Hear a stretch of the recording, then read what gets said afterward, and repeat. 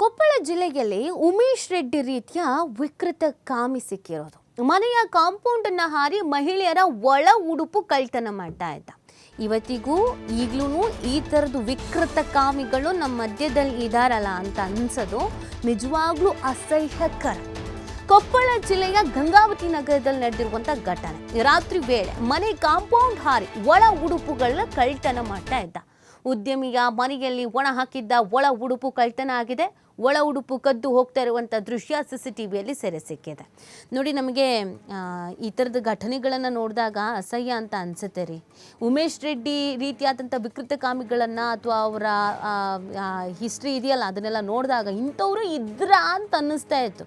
ಈಗಲೂ ಇದ್ದಾರಲ್ಲ ಅಂತ ಅನಿಸೋದು ಮತ್ತಷ್ಟು ಅಸಹ್ಯ. ಇದರಿಂದ ಅದು ಏನು ಖುಷಿ ಸಿಗುತ್ತೋ ಗೊತ್ತಿಲ್ಲ. ನೋಡಿ, ಮನೆಯ ಕಾಂಪೌಂಡ್ ಹಾರಿ ಮಹಿಳೆಯರ ಒಳ ಉಡುಪು ಕಳ್ತನ ಅಂದರೆ ಮಾನಸಿಕವಾಗಿ ಸ್ಥಿಮಿತತೆಯನ್ನು ಕಳ್ಕೊಂಡು ಬಿಟ್ಟಿರ್ತಾರೆ ಇಂಥವ್ರು ಅಂತ.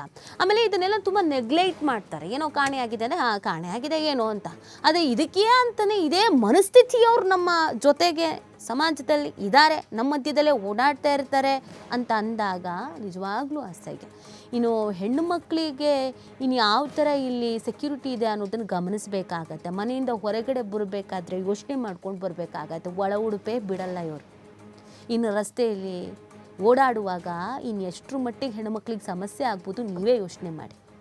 ಬಸ್ಸಲ್ಲಿ, ಆಫೀಸಲ್ಲಿ, ನಡ್ಕೊಂಡು ಹೋಗುವಾಗ, ಮಾಲಲ್ಲಿ, ಥಿಯೇಟರಲ್ಲಿ ಎಷ್ಟೆಷ್ಟು ಕಡೆ ಹೆಣ್ಮಕ್ಳು ತಮ್ಮನ್ನು ತಾವು ಸೇಫ್ ಮಾಡ್ಕೊಳ್ಬೇಕು. ಇದ್ರ ಮಧ್ಯದಲ್ಲೂ ಕೆಲಸಕ್ಕೆ ಕಾರ್ಯಕ್ಕೆ ಅಂತ ಬರ್ತಾರಲ್ಲ ಹೆಣ್ಮಕ್ಳು, ಗ್ರೇಟ್ ಅಲ್ವಾ? ಹಾಗಾದರೆ ಒಳ ಉಡುಪುನೇ ಬಿಡಲ್ಲ ಮನೆ ಮುಂದೆ ಹರಡಿರೋದು.